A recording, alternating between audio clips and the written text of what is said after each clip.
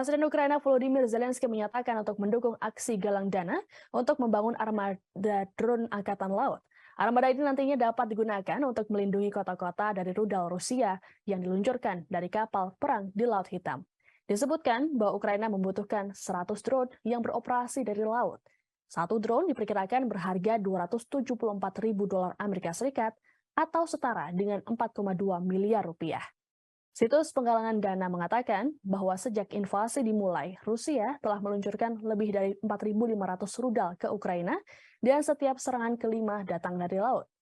Drone tersebut juga akan membantu untuk membuka blokir koridor kapal sipil yang mengangkut biji-bijian di dunia.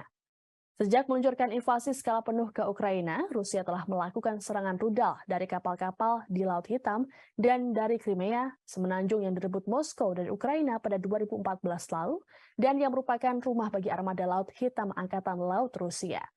Rusia juga telah menggunakan drone udara termasuk model kamikaze buatan Iran untuk menyerang Kiev dan infrastruktur utama di seluruh negeri.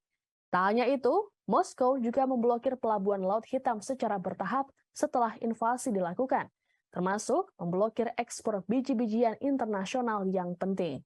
Namun pemblokiran ini tak berlangsung lama setelah dilakukan kesepakatan yang ditengahi oleh PBB dan Turki.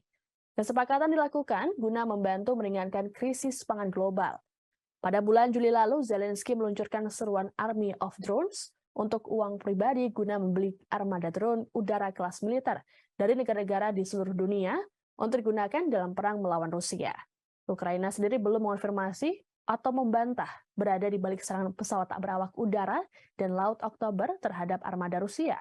Namun menurut pernyataan yang diunggah di situs web United 24, itu adalah serangan pertama dalam konflik selama berbulan-bulan yang dilakukan secara eksklusif oleh perangkat tak berawak.